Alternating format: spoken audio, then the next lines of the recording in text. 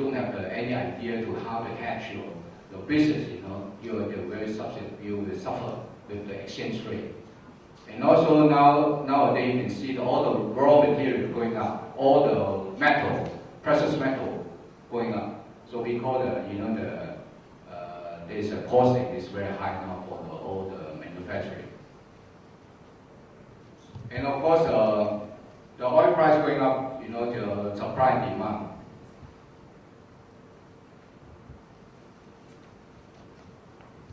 And like all the commodity is the same. So that's why you can see the demand and the supply affecting the push up the gold price. And the factors affecting the crude oil price, of course, they have a few reasons.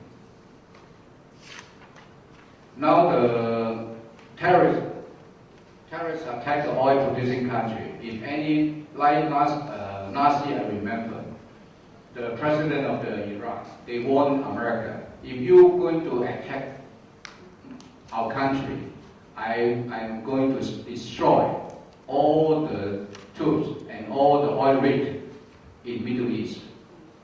So there's a warning. So that means they were using their way to go against Western country. They have a bargain with the America. They're going to graduate, but they cannot find job. Because at the time in the graduate in the university, they borrow money from the bank.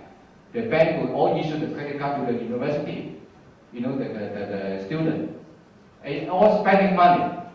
And now they're very happy. So that's why I can say, the forcing coming another 4 months later, you can see something will come up again, affect America again. And dollar still continue weak against major currencies.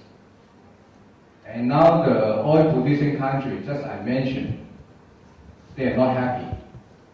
They are not happy the oil price today because of US dollar devaluation.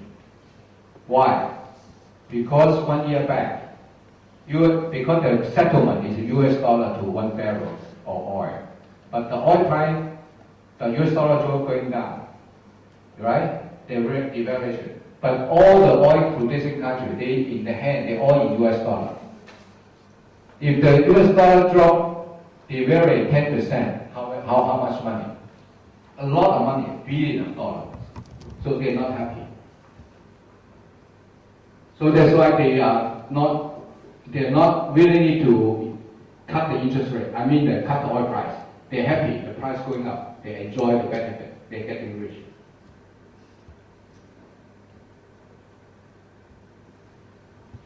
In America. But at the moment, they have no choice.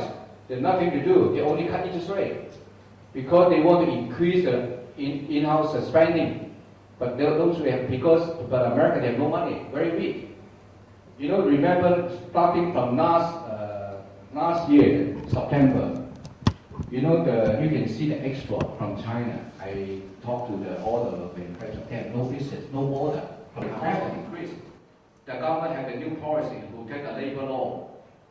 So that's why the factory had to close down, move to Vietnam.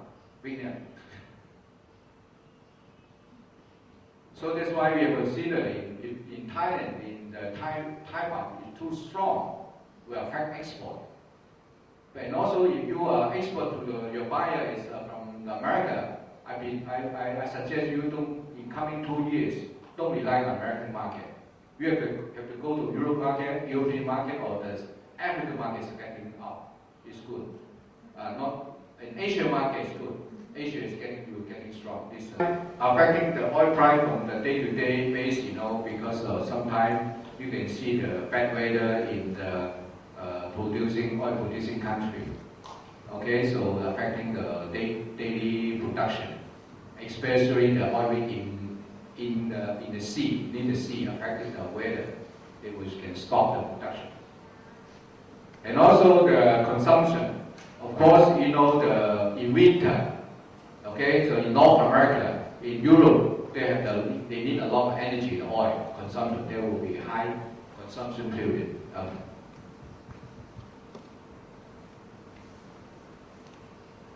Of course, the dominate the price depends on OPEC, oil, the producing country. The oil producing country, every time 3 months they have a meeting, so they can negotiate the policy of the coming few months, whether they're going to increase the production or cut production, or increase the price or cut the price, whether.